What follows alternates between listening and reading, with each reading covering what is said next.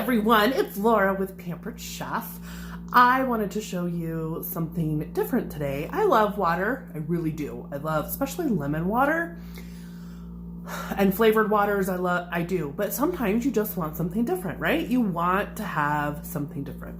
I found this really cool recipe and so make me laugh. It came out January of 2020, and in the article it said, I think all of us are trying to cut down on alcohol. And I just think that if they would have known what would have happened in the next 2 months, they would have rewritten that article. So anyway, let me just show you what we're making today. So the first thing we're gonna do is actually I bought sparkling cider, okay? So I had this on hand. I love Talbot cider, so if you live here in Grand Junction or the surrounding area, we have a fantastic orchard that the Talbots do. Their cider is really good. So we're just going to use sparkling cider today, okay? Because it's what I had on hand. Now, nice. Well, that's why it's on a counter. So the recipe actually is supposed to mimic a gin and tonic. So you're supposed to use tonic water. Well, I'm not a GT person. It wasn't a big deal to me to have tonic. So it did say that you could use sparkling water or club soda. So I just bought me ice. They were on clearance, and this is the lemon lime. So I just bought something really simple, okay? And so what we're gonna do is we're gonna use our sparkling cider, okay? And we're gonna put that in here and let it do its thing. Now, one thing I will say is we're making a homemade raspberry syrup. Now this is a simple syrup. What this means, simple syrup is simply, sugar and water. And that's what they use a lot in cocktails. They even use it at Starbucks, coffee, barista places. Simple syrup is just that. It is simply water and sugar. Very easy to make on your own. Well, I took frozen raspberries and added some water and some sugar to make a simple raspberry syrup. Now you can do the same thing.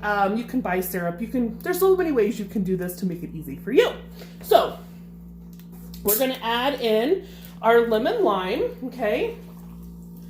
And then I'm gonna show you lemon. You get way more juice out of your citrus is if it's at room temperature, okay? And then what you do is you actually roll it on the counter just like this, really hard, and you'll feel the membrane actually break up on the inside. I don't know if you could hear anything, but it becomes squishy. And that squishiness actually means you're gonna get way more juice. So then we cut this in half, okay? And we're simply going to juice half of a lime, okay? So get it all out of there, okay?